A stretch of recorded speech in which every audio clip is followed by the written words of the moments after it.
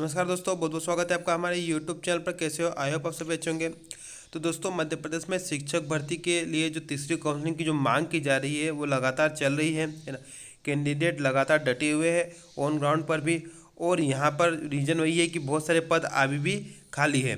जैसे वर्ग 1 में ही देखोगे तो बहुत सारे आपको पद देखने को मिल जाएंगे, वर्ग 2 में भी देखने को मिल जाएंगे, और वर्ग 3 में जहाँ अतिथि शिक्षक बता रहे हैं। जबकि अगर आप सही से देखोगे तो अभी जो भर्ती आई थी वर्ग 3 की 8,000 और 7,000 पदों पर, तो इसमें भी बहुत सारे पद खाली रह गए हैं। तो इसको लेकर अलग अलग चरणों की बात की गई है। अब देखिए, कैंडिडेट तो लगातार मांग कर रहे हैं दोस्तों, विभाग अभी तक नहीं मान रहा। विभाग मतलब कि विभाग के ऊपर नहीं है, सरकार के ऊपर है। सरकार अभी तक नहीं मान रही है। अभी इसको लेकर शिक्षा मंत्री जी ने वर्ग 3 के ऊपर तो कमेंट की है, ठीक है, लेकिन वर्ग 1 वर्ग 2 पर अभी कमेंट नहीं किए। तो हो सकता है कुछ विचार हो, है ना।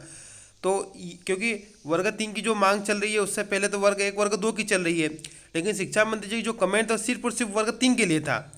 तो वर्ग 1 और 2 में एक बहुत बड़ी संभावना है तीसरी काउंसलिंग को लेकर। दूसरी बात, नई परीक्षा आ रही है। तो अब यहाँ पर सबसे बड़ा पॉइंट यही है कि आने वाले कुछ दिनों में अगर वर्ग 2 का रिजल्ट आता है और नया नोटिफिकेशन आता है, तब हमें पता चलेगा कि वर्ग 2 में कितने पद आते हैं, साथ ही साथ तीसरी काउंसलिंग होगी या नहीं होगी। लेकिन कैंडिडेट लगातार डटे हुए हैं, अपनी मांग कर रहे हैं।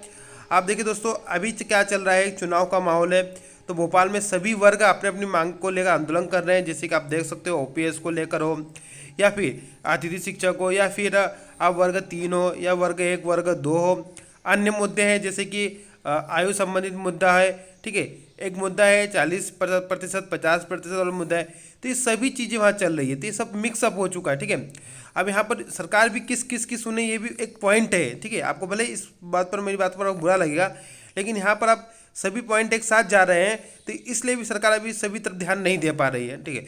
फिर भी अगर यहाँ पर मुझे लग रहा, अगर यहाँ पर नई भर्ती आती है, ठीक है, और नए पद आते हैं, तो यहाँ पर थर्ड काउंसलिंग की फिर जो संभावना लेस हो जाएगी, है ना। लेकिन अगर सरकार चाहती है कि चुनाव के पहले हम कुछ और भर्ती कर दें, तो फिर थर्ड काउंसलिंग की संभावना बढ़ जाती है।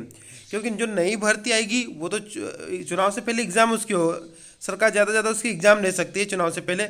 ज्वाइनिंग वाइनिंग प्रोसेस, इसमें तक लंबा टाइम जाता है, आप सबको पता है। तो ये तो चुनाव के बाद होगी, तो फिर वो कहानी बहुत आगे निकल जाएगी, है ना। तो यहाँ पर आप देखते हैं कि सरकारी क्या मंशा है, चुनाव से पहले ज्वाइनिंग देना। क्योंकि मुख्यमंत्री जी के कुछ बयान थे जिसमें उन्होंने कहा था कि हम पदस्थापना करेंगे चुनाव से पहले ही, ठीक है। तो हो सकता है उसके हिसाब से अगर थर्ड काउंसलिंग कर दें, है ना, तो ये कुछ दिनों में ही क्लियर होगा। जब नोटिफिकेशन आएगा तब पता चल जाएगा। दूसरी बात, हम भी बहुत दिन से इंतजार कर रहे हैं कि शिक्षा मंत्री जी वर्ग 1 वर्ग 2 पर कुछ अपनी बात रख के कमेंट करें, ठीक है, कि उनका उनका क्या भी इसको लेकर क्या नज़रिया है वर्ग 1 वर्ग 2 की थर्ड काउंसलिंग को लेकर। तो ये सब कुछ चीज़ें अभी सस्पेंस में बनी हुई है। कैंडिडेट लगातार मांग कर रहे हैं, अपनी बातें रख रहे हैं विभाग पे, सब प्रशासन की ओर, ठीक है। अब इसका अगर कुछ होता है तो ज़रूर हमें फ़ायदा मिलेगा। तो चलिए मिलते हैं नेक्स्ट वीडियो में, तब तक के लिए जय हिंद जय भारत।